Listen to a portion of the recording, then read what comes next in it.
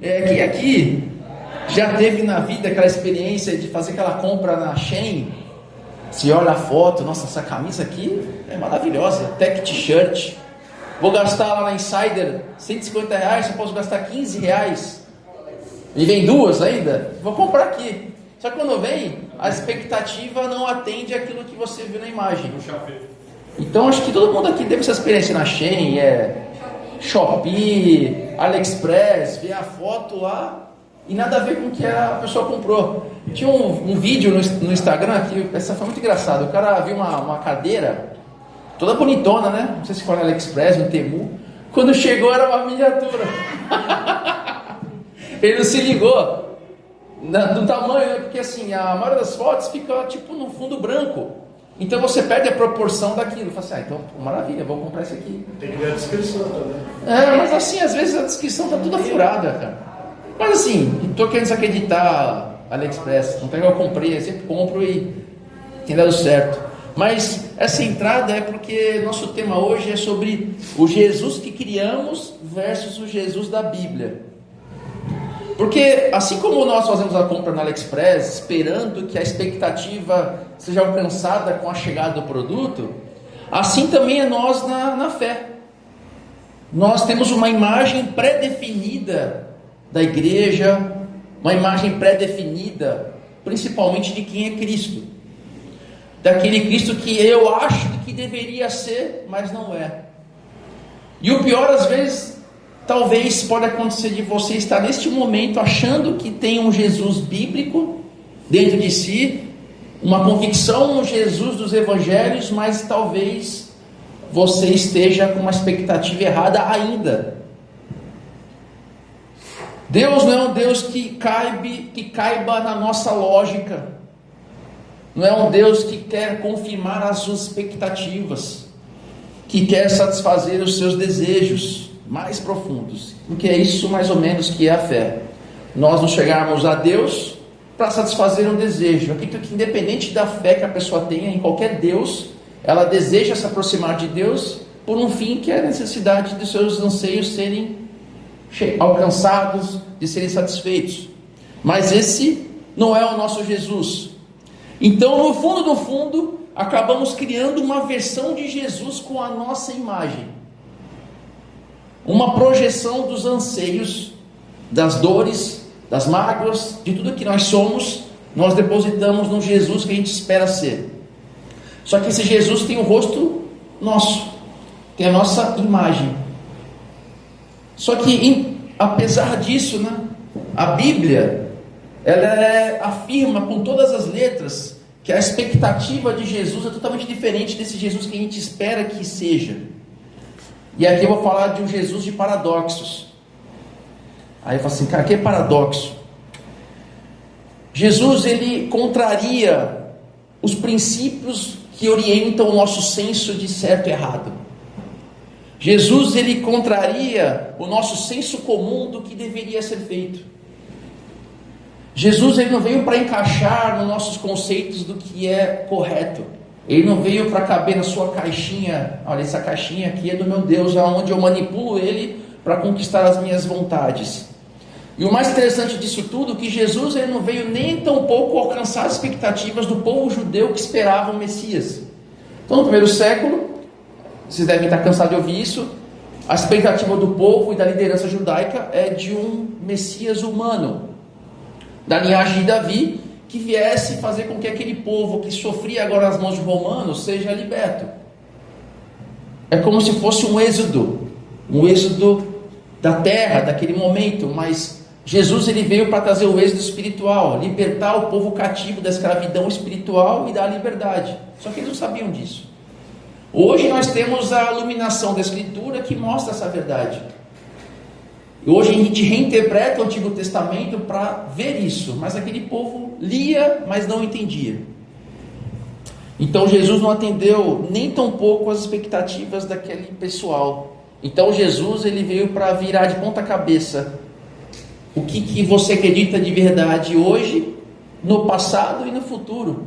Jesus, ele não é o que a gente espera. Então, para isso, pessoal, eu sei que às vezes a gente eu tento, a pregação foge um pouco da filosofia, né? Um pouco de algo mais cabeça. Às vezes a expectativa nossa é vir aqui e ser, nossa, vou lá para a igreja me encher e vou sair de lá confortado. Às vezes não acontece isso. A gente, por vezes, precisa sair daquela maturidade cristã infantil, do leite e da papinha, e precisamos ir para uma comida um pouco mais pesada. A maturidade cristã exige isso. Nós precisamos sedimentar a nossa fé no evangelho mais firme. Então, por isso que às vezes, será que a nossa fé está sendo sedimentada numa fé rasa, onde nosso relacionamento com Cristo é superficial ou terceirizado, aonde você só se abastece daquilo que ouve no domingo na igreja e daquilo que você lê no Instagram? Porque dificilmente o Instagram, dificilmente algumas pessoas vão pregar para você aquilo que te confronta, mas às vezes vai pregar para você aquilo que te conforta. E aí você vai criar uma expectativa de um Jesus que não é o Jesus pleno das Escrituras. Não é, meu lindo e minha linda? Não é, linda, linda? Ô, meu lindo. Conhece o David Leonardo? Pregador do Jesus fofinho? Então nós precisamos sedimentar num Cristo, não segundo a nossa imagem e semelhança, mas um Cristo verdadeiro, que a nossa imagem e semelhança se adeque à dele. Mas como evitar que a nossa visão de mundo distorça a forma do que a Bíblia diz para mim? Porque é o seguinte, não tem como eu e você, ler as Escrituras de forma neutra. Não existe neutralidade na Escritura. Porque todos nós aqui temos uma experiência de vida, experiência familiar, nosso passado, nossa cultura, tudo aquilo que fazemos, tudo aquilo que somos. Quando você vai ler a Escritura, você leva isso contigo. Não tem como ler a Escritura isenta disso. Isso é o que você é. A sua história diz quem você é até aqui. Só que, independente disso, essa sua influência, a sua história, ela por vezes pode estar concorrendo com a cosmovisão cristã que a Bíblia quer te passar. E por vezes essa tua história, a forma como você interpreta o mundo, ao ler as Escrituras, vai entrar em conflito. E aí, às vezes, você vai entender um Jesus, que esse Jesus talvez não seja real. E você pode correr um grande risco de reduzir a Bíblia, não para que a verdade de Deus se revele a você, mas você e a Bíblia, para achar a Bíblia aquilo que já você quer ser, aquilo que você já faz, aquilo que você já pensa que é certo. Você lê a Bíblia somente para que ela afirme a sua própria vontade. Só que a Bíblia não fala de nós, ela fala para nós. Infelizmente, hoje vivemos uma época pós-moderna, eu gosto muito do assunto, aonde eu estava conversando ontem no almoço. Hoje o que importa não é o que a Bíblia diz, hoje o que importa não é o que o autor do texto bíblico disse para aquele público, mas qual a experiência do leitor com a Bíblia. Olha só que louco. Pouco importa a interpretação, pouco importa a história da igreja, pouco importa todas as coisas que fazem com que aquele texto seja real, mas o que importa é qual a minha experiência com o texto. Então eu leio o texto, o que eu estou sentindo? Então o que eu estou sentindo é a verdade. E aí você pode estar se enganando. Talvez esse sentimento não seja um sentimento que Deus quer que você sinta. Então essa maneira de tratar as Escrituras desse jeito pode gerar grandes consequências da forma como você entende ser cristão. Isso pode ser um problema pequeno, como legalismos bobos sobre tatuagem, sobre bebida, sobre algumas coisas pontuais, que tem problema, tem grande problema, mas podem gerar consequências graves e prejudiciais à sua fé. Mágoas profundas, muito fortes no seu coração, podendo fazer com que você questione a própria fé, em circunstâncias em que a sua vontade não corresponde com aquilo que estamos vendo acontecer na realidade da vida. Então, às vezes, você está tendo uma experiência de vida que está colocando em xeque a convicção de Jesus que você tem, que é um Jesus raso, um Jesus de postagem, é um Jesus terceirizado, onde você só sabe de Jesus de quem te conta. E aí quando Jesus não faz aquilo que deveria fazer segundo a sua vontade e não faz, você se pergunta, esse Deus está por fora, não quero com ele, não quero mais esse Deus. Eu conheço muitos amigos que abandonaram a fé, por conta de absurdos da vida da qual eles não entenderam. Isso é criar um Deus segundo a sua própria imagem e semelhança. E essa é uma idolatria antiga. Lá em Gênesis, Adão e Eva já pecaram assim. O mal, ele distorce a palavra de Deus, e a própria Eva, naquele momento, distorceu a palavra de Deus, deu voz a seu coração e achou que a vontade deles era maior e melhor que a vontade de Deus para eles. Ou seja, eles se colocaram no próprio lugar de Deus para decidir o que era certo e o que era errado. A gente faz o mesmo. Então, como evitamos criar no Jesus a nossa imagem, mesmo lendo a palavra? Porque às vezes a recomendação é, leia a palavra. Mesmo assim a gente não lê, mas leia. Mas pode acontecer de você ler somente lendo aquilo que te agrada. Olha que interessante. Antigamente, né, quando não tinha mídia social, a gente tinha aquelas frases de efeito em caminhão, em carro. Foi Deus que me deu, então tudo pode, aquele que fortalece. E pega várias mensagens legais, promessas. Ou mesmo aquela caixinha de promessa. Os mais antigão aqui devem conhecer. Caixinha de promessa. Eu não vi caixinha de maldição, só caixinha de promessa. Então olha só que interessante. Quando você lê aquele texto, tudo posso naquele que me fortalece, você não está nem interessado no que está escrito antes. Aquela frase você já toma como propriedade para si e fala, tudo posso, eu sou vencedor. Os mal intencionados vão usar isso para te corromper, porque o mal humano é o desejo. Então eu estou aqui, quero me dar bem, eu coloco no teu coração aquilo como verdade e você faz o que eu quero. E aí eu cresço e você, talvez não. Se você crescer, você foi fiel. Se não cresceu, você é um pecador. Alguma coisa errada você fez, a culpa nunca é de quem falou. Então será que quando você lê a Bíblia, essas mensagens maravilhosas, você faz a mesma leitura dos outros textos que exige algo que te confronta? Então, por exemplo, Jesus fala, quem quiser me seguir, negue a si mesmo e siga-me. Eu nunca vi na frase de caminhão assim, nunca vi pregar o David Leonardo fazer isso. Por quê? Essa palavra, peraí, acho que esse texto tem alguma coisa diferente aqui. Vamos ver o texto anterior, vamos ver o capítulo. Aí você quer estudar. Não está tão claro. Está claro, pô. É isso mesmo, negue a você mesmo. Tem uma cruz é sofrimento. Ou então quando Jesus fala assim, quem quiser ganhar na vida, perder lá, mas quem quiser perder, ganha lá.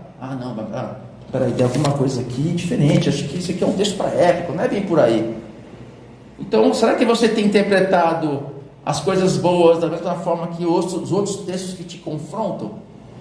Esse é um grande perigo de criar um Deus segundo a sua imagem.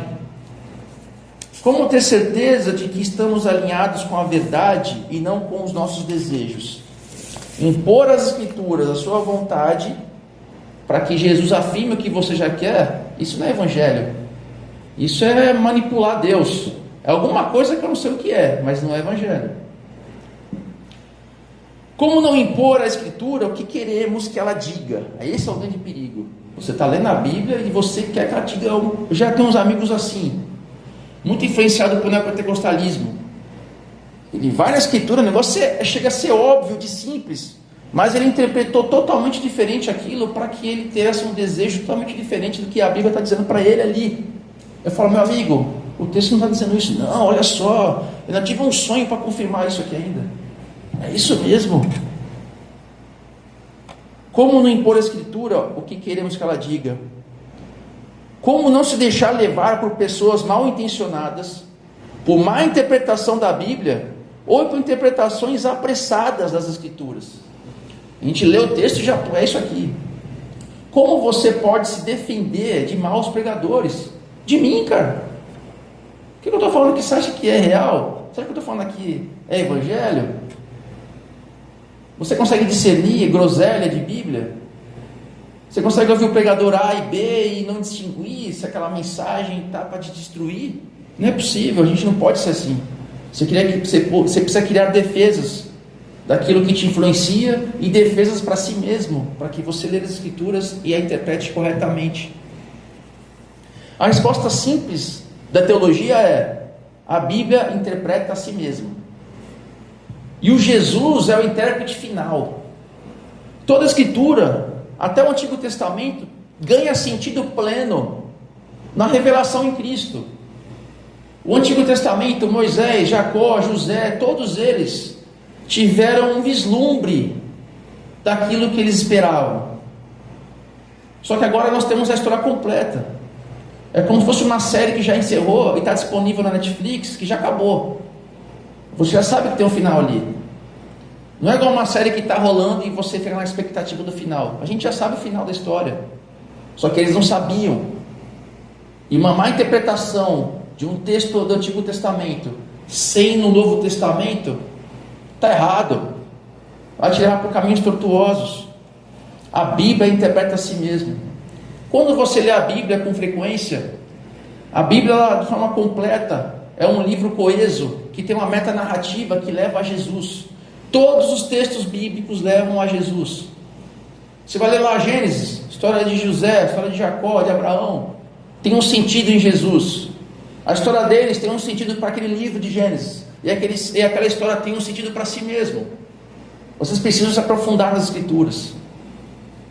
Vocês têm profissão, vocês têm emprego. Tenho certeza que vocês tiveram que se aperfeiçoar no emprego de vocês. Quer mais, quer menos, quer estudar mais, quer estudar menos, mas exigiu uma certa dedicação. Porque nós cristãos não temos o mesmo desafio.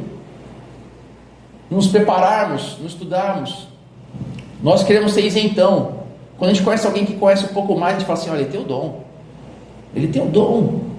Então quando você fala para a pessoa que ela tem dom, vocação, você está te isentando do problema. E quando eu falo que o outro tem um dom, é porque eu falo assim, poxa, eu não vou conseguir o que ele faz porque ele tem dom. Isso não é dom, isso é esforço. Todos nós podemos. Não estou falando que nós precisamos ser teólogos, mas se você quer ter um relacionamento cristão saudável, você tem que estudar a Bíblia, procurar pessoas que estudam a Bíblia e se aperfeiçoar nela. Na profissão de vocês, se vocês ficarem sem estudar, sem se aperfeiçoar, vocês ficam para trás. E por que aqui tem que ser diferente? Mas hoje, tudo isso aqui é uma introdução. Porque hoje vamos olhar para 3 capítulos do Antigo Testamento, Jonas, Jó e Provérbios, que nos revelam paradoxos aparentes de Deus. Coisas que confundem a gente. Fala assim, Deus é isso aqui. Não é. Aí você vai no outro, opa, agora vai. Não é. A resposta está onde? Está no outro.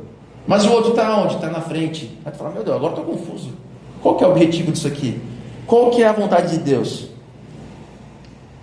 Tanto Jonas, Jó e Salomão, que a gente acredita a maioria das partes de Provérbios ser escrita por ele, vislumbraram esses aspectos em parte.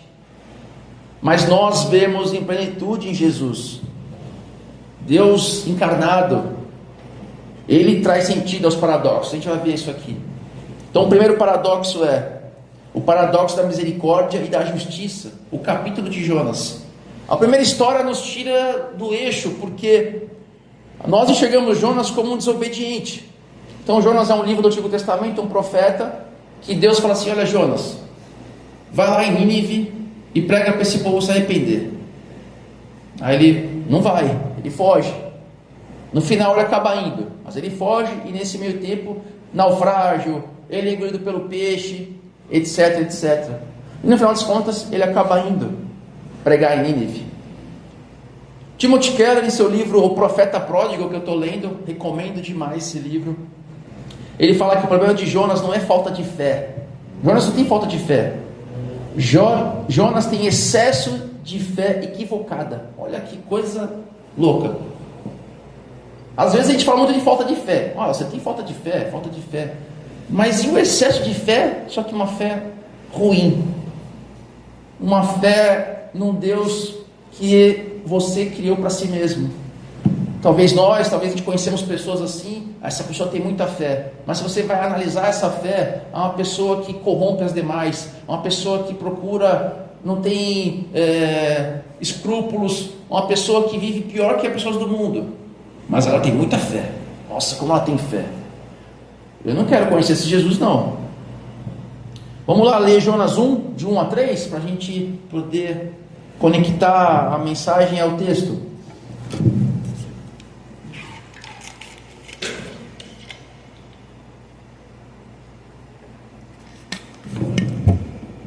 Eu vou ler a NVT, né? O Senhor deu esta mensagem a Jonas, filho de Amitai: apronte-se e vá à grande cidade de Nínive, Anuncie meu julgamento contra ela, pois vi como seu povo é perverso. Jonas se aprontou, mas foi na direção contrária, a fim de fugir do Senhor. Desceu ao porto de Jope, onde encontrou um navio que estava em partida para Tarsis, comprou a passagem e embarcou para Tarsis, a fim de fugir do Senhor. Jonas fugiu. Mas por que ele fugiu? Por que ele fugiu nesse momento? E Keller, de forma mais esplêndida no livro, ele argumenta que Jonas, apesar de ser um crente fiel, ele era alguém que possuía uma expectativa egoísta do que a justiça de Deus significava. Porque ele sabia que Deus é um Deus misericordioso, e que se ele fosse Nínive, aquele povo se arrependeria. Só que Nínive, quando a gente já vê a história de Nínive, ele é um povo cruel, os assírios. Eles decapitavam as pessoas que eles invadiam, faziam com que os seus próprios parentes carregassem em procissão a cabeça dos seus parentes. Ele arrancava a pele das pessoas. Tem vários registros. Eles eram cruéis. E além de ser cruéis, não era um povo de Israel, não era um povo da herança.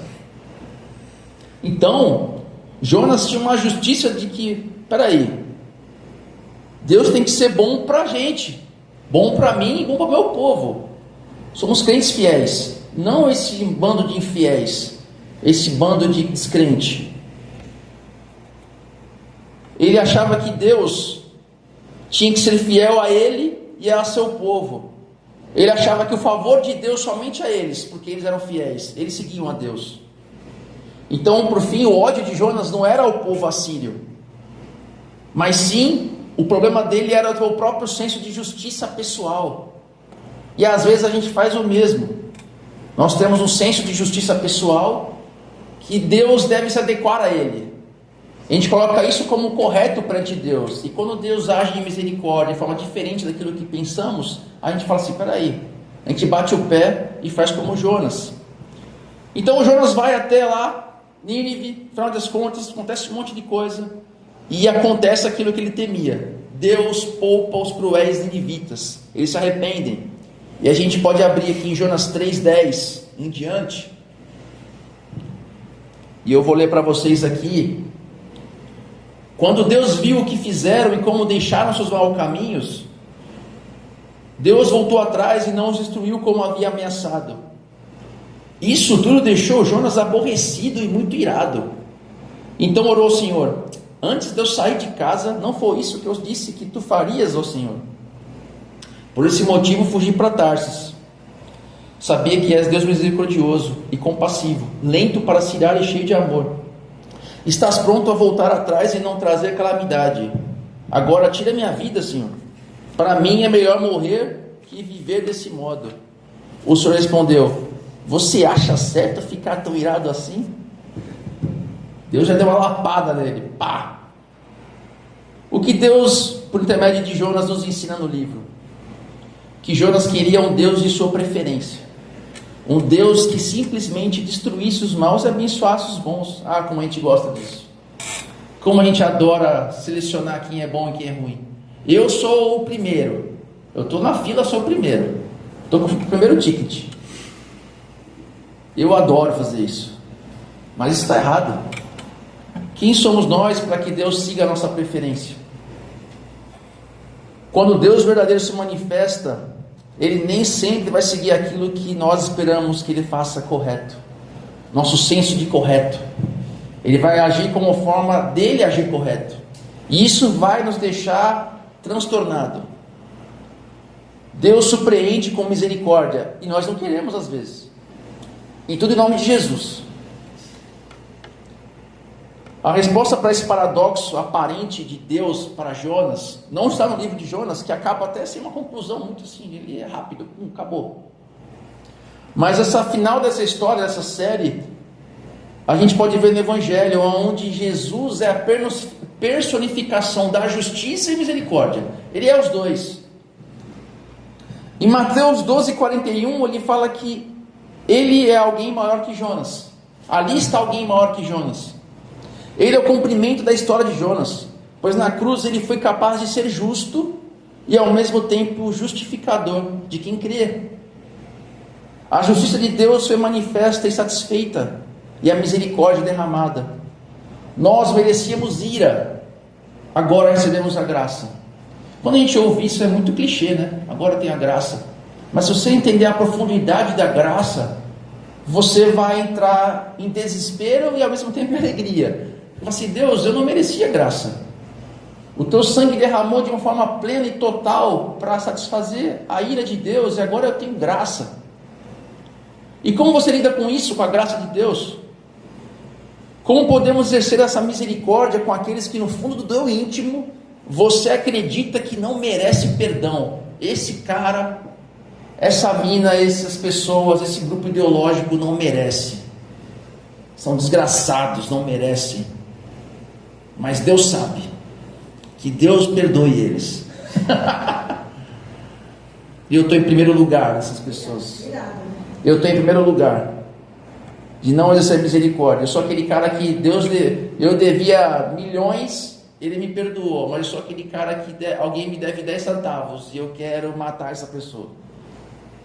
Assim como Cristo reconciliou o mundo consigo mesmo, Ele nos chama para sermos seus agentes de reconciliação, instrumentos que, em nome dele, constroem pontes e não muros. O Evangelho de Cristo só se torna real, verdadeiro, material, se eu ajo assim. Se você não age assim e quer agir como eu disse, colocar na mão de Deus o perdão e você continuar com ira e agindo com ira, você só vai fazer o que o mundo já fala que é para fazer. A gente não precisa nem estar aqui. E aí as pessoas não vão ver Cristo real, porque o Cristo real é paradoxal, não é o que as pessoas esperam. O objetivo da história de Jonas não é somente mostrar que há misericórdia. Muita gente prega isso. Não, olha só a misericórdia, Deus é misericordioso. E a gente olha que a gente é os ninivitas lá do misericordioso. Mas não, é nos transformar em pessoas que agem com misericórdia. Porque nós somos Jonas nessa história. Mesmo quando nossas mais altas convicções de certo e errado, de justiça, sejam totalmente contrárias. Esse é o Cristo manifesto, real do Evangelho. E eu e você temos dificuldade de aceitar. Eu sou o primeiro. Só estou falando aqui porque eu sou o primeiro. Isso aqui serve para mim. Então, esse primeiro livro já é uma paulada na sua cabeça. Fala assim, peraí, agora eu entendi como é que é mais ou menos a história com Deus aqui. Mas aí tem um paradoxo da lógica e do sofrimento.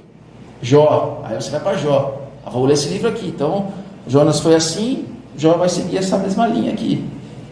Mas essa história de Jó, ela frustra as expectativas. As nossas do próprio Jó, né? Nem ele esperava. E ela desmonta a nossa ideia de um Deus previsível, do Deus encaixotado. Jó é descrito como um homem íntegro e reto, logo de início. Jó é íntegro e reto, já para deixar a dúvida de quem está lendo. E ainda assim sua vida é virada de cabeça para baixo 3 vezes. Seus amigos, quando chegam lá, ficam uma semana em silêncio, porque é tão caótica a situação que eles ficam uma semana assim só lá, presente. Falam, eu não vou falar nada. Acho que a melhor parte dos amigos de Jó é essa. Se acabasse ali e falasse, os amigos de Jó são top. Mas quando abre a boca também, só estraga. Porque eles tentam explicar a dor de Jó com a simplicidade da lógica de causa e efeito. Peraí, vamos analisar essas coisas aqui. Causa e efeito. A gente vive o evangelho da causa e efeito. Se você faz o bem, o que acontece? Renan, você faz o bem? Vai ter bem, pô. Deus ajuda quem cedo? Aí, tá vendo? Complete a frase. Nossa, odeio no fundo do coração isso aí.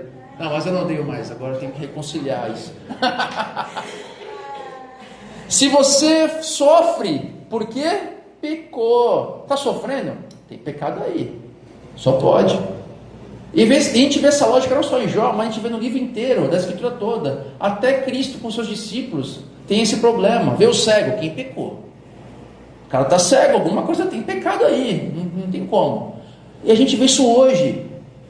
Espírito da doença, espírito do câncer, espírito do desemprego, espírito disso aqui. Eu falei, caramba, a gente sempre está aqui no ruim, é para melhor. Perdeu emprego? Vai vir melhor. Perdeu isso? Tem melhor aí. Perdeu aquilo? Opa, Deus vai abençoar. Tem cura? Tem doença? Deus vai te curar e vai te levar lá. Entrou de faxineiro na empresa? Deus quer te CEO. Você daqui, nunca você está aqui, você tem que estar sempre lá. Porque esse é o sucesso. E o exemplo é sempre de quem está pregando, porque o cara está sempre na estica, com o carrão, fala assim, então, peraí, você está falando é verdade, porque se esse cara está pregando assim, mas esse senso lógico de causa e efeito não é o que Deus age. Vamos ver a mentalidade dos amigos de Jó. Abrem lá em Jó 8, de 3 a 7. Um dos amigos de Jó lá abriu a boca e disse aqui: acaso Deus perverte o que é justo? O Todo-Poderoso distorce o que é certo? Certamente seus filhos pecaram contra ele, porque os filhos deles morreram também, e por isso receberam o castigo devido. Olha só como o cara tem compaixão, né? Seus filhos morreram, tem pecado aí. Mas se você buscar a Deus e clamar ao Todo-Poderoso, e se for puro e íntegro, Ele sem demora agirá em seu favor e devolverá o que por direito lhe pertence. Restitui, eu quero de volta o que é meu. Embora tenha começado com pouco, no final você terá muito. Essa frase é bonita, hein? Embora tenha começado com pouco, no final você terá muito. Dá para fazer uma pregação e no final pedir ainda votos e etc. Mas o que a Bíblia me mostra em Jó é que Deus não se encaixa na lógica humana simplista. Ele permite o sofrimento do justo e muitas vezes esse propósito fugirá ao seu entendimento. O sofrimento nem sempre terá uma bênção no final. Eu estou sofrendo agora, mas lá na frente Deus vai me trazer a vitória. Mas talvez não aconteça isso. E isso não é uma verdade. Deus jamais disse que você não vai ter aflição, mas Ele prometeu estar com você, com ela, com você nessa situação até o final. Mas Ele não prometeu o fim das suas dores, porque o final das dores Ele já nos deu, que é a vida eterna. Parece meio clichê, mas isso tem que nos apegar. Mas com certeza, todo e qualquer sofrimento pode servir para aprofundar a nossa fé e intimidade com Deus. Pois quando você perde todas as suas esperanças, resta o que para você? Resta a esperança naquele que é único e verdadeiro, que é Cristo. E aí volta lá no começo que a gente conversou. Que Cristo vai sobrar para você no final? Esse é o problema. Porque a dor e o sofrimento vai te pegar na esquina em qualquer momento. E aqui eu não sou o profeta da destruição, mas isso vai acontecer. Porque se Jesus aconteceu com Jesus, acontecerá conosco. E aí todas as suas seguranças, todas as suas perspectivas, todos os seus planos vão cair por terra. E vai sobrar o que para você? Vou sobrar aquilo que é mais importante. Espero que o mais importante para você seja Cristo. Mas qual Cristo vai sobrar? Se for um Cristo que você criou de você mesmo, um Cristo superficial, um evangelho piegas, um evangelho só de domingo, vai sobrar um Cristo tão raso que você vai se afundar ali, não 1 centímetro de água. Tem que tomar cuidado. Iago Martins, no seu livro Esse Deus é Meu Diabo, que eu estou lendo também, que é sensacional, que ele faz os primeiros 10 capítulos de Jó, ele nos lembra que Jó nos lembra que, embora não possamos compreender plenamente os desígnios de Deus das coisas, podemos confiar em sua sabedoria e em seu amor infinito, porque Deus decidiu em seus planos ferir Jó, e isso vai totalmente de encontro à nossa visão de conforto e segurança. Nós queremos ouvir só palavras que nos dão conforto, que nos dão bem-estar. Meu lindo, minha linda, a Bíblia nos mostra que Deus não só permite que o mal recaia sobre nós, mas aí algo incrível eu vou falar para vocês. Deus planeja o mal e executa esse mal na sua vida. E para que isso? Justamente para que o nome dele seja glorificado. Para que o nome dele seja glorificado, até o seu conforto e o seu bem-estar às vezes pode ser tirado. Deus não tem um plano de te dar bem-estar, te dar conforto. Ele tem um plano de te salvar, te amadurecer, e Ele vai completar essa obra. Filipenses 1,6 diz que essa boa obra vai terminar. Só que para essa obra terminar, a gente tem que entender o seguinte: não é só coisa boa que vai vir, muita coisa ruim pode acontecer, para que você tenha uma relação de intimidade com Ele. Todas as pessoas da Bíblia que a gente conhece sofreram. A maioria das pessoas, dos nossos patriarcas, sofreram. E você pode ter certeza Todos eles que sofreram, eles saíram melhor no final do que antes do sofrimento. Não melhores de bênçãos materiais, mas de relacionamento com Deus e de maturidade de vida. Então podemos concluir em Jó que a dor, durante a dor, ele não entendeu os motivos. Ele até quis que ele não tivesse nem nascido. Ele fala isso no livro de Jó. Melhor não tivesse nem nascido. E nós, da mesma forma, quando é muito bonito o que eu estou falando aqui, porque eu não estou passando nenhum problema grave. Então, não sei como está a vida de vocês, mas eu tenho certeza que quando vier a dor na vida de vocês, ou já veio, vocês naquele momento não estavam nem tentando entender por que as coisas estavam acontecendo. Vocês não entendiam o motivo do sofrimento. Talvez hoje entendam aquilo que aconteceu, talvez nem tenham entendido o que aconteceu. Mas uma coisa é verdade, você saiu melhor com Deus do que antes de ter entrado naquela situação difícil. Jó se torna mais crente no final do livro do que no início. Só que a gente só enxerga as bênçãos materiais que ele teve. Mas isso não foi o mais importante da vida dele. O livro de Jó ofende nossos esforços de tirar Deus do nosso sofrimento. E nos mostra que um Deus que para muitos é o diabo, pois ele não corresponde à nossa expectativa de ser um Deus que só nos traz conforto. Deus não vai trazer só conforto. Na aparição de Deus em Jó, Deus aparece para Jó em 38 a 41, nesses 3 capítulos. E a resposta de Deus não é uma explicação do porquê do sofrimento de Jó. Nós temos uma tendência de buscar a Deus para que Deus mostre um trailer da nossa vida. Deus, mostra um trailer, como é que vai ser o meu futuro? Aí Deus põe 3 minutinhos lá e mostra as maiores partes da sua vida. Agora sim, agora Deus, agora siga em fé. Não vai ser assim. Em vez disso, Deus confronta com sua grandeza. Jó 38:4. Onde você estava quando eu lancei os alicerces do mundo? Diga-me, já que sabe tanto. Nossa, deu uma paulada no Jó. Beleza, você se acha tão importante, você quer entender o seu sofrimento? Olha só, eu criei o universo. Quem é você para discutir o que é certo e o que é errado? Deus não nos deve explicações. Ele nos oferece a sua presença. O mais justo de todos, o único sem pecado, foi quem mais sofreu. Você quer um exemplo de sofrimento? Já tem Jesus. E esse sofrimento não foi por causa dele, foi por causa da gente. Portanto, quando a dor vier, em vez de perguntar o que eu fiz de errado, pergunte: Senhor, o que o Senhor quer me ensinar com isso? Ou como posso confiar na sua presença, mesmo sem entender, mesmo sendo insuportável? O final de Jó, o final feliz de Jó não foi a restituição dos bens, que é muito ensinado isso. Olha só, ele foi fiel e no final Deus deu em dobro. Não, o mais importante do livro de Jó foi o seu final de aprofundamento, de intimidade e relacionamento com Deus e com a sua fé. Em Tiago 1, de 2 a 4, diz assim: meus irmãos, considerem motivo de grande alegria sempre que passarem por qualquer tipo de provação. Nossa, que legal!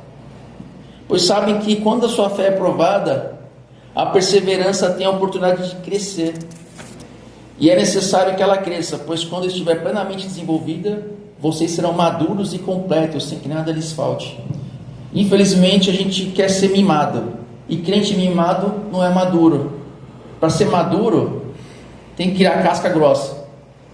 O sofrimento nos ensina muita coisa. E sem sofrimento, você vai ter uma grande chance de depositar uma segurança num Deus falso, no seu Deus que você criou, no Deus seguro do seu conforto.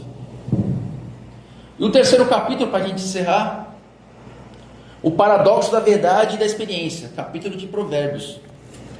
O livro de Provérbios é uma sabedoria prática. Ele nos diz, por exemplo, que Provérbios 22:4, olha só, essa aqui para você pôr no seu carro adesivado.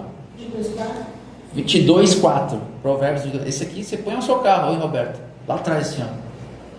A humildade e o temor do Senhor trazem riquezas, honra e vida longa. Aí embaixo, esse carro foi Deus que me deu.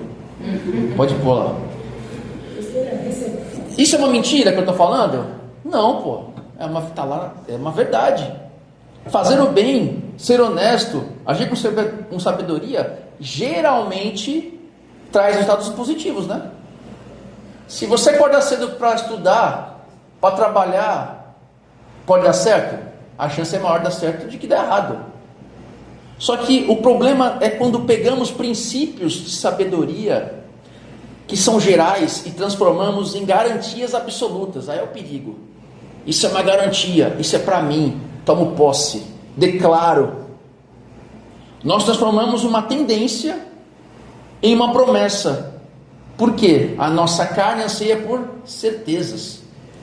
Eu quero andar com Deus na claridade da certeza. Eu não posso ver nada diferente. Eu quero caminhar certinho.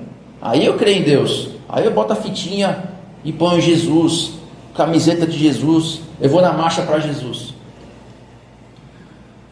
Quando a gente lê isso, fala assim, mas peraí, agora eu estou tudo confuso. Eu não sei o que eu faço. Provérbios é de um jeito, o Jonas foi outro, Provérbios é outro. E como eu falei, a Bíblia interpreta a si mesma. E Jó é um antídoto para isso. Lembra de Jó. Cuidado com essa mentalidade.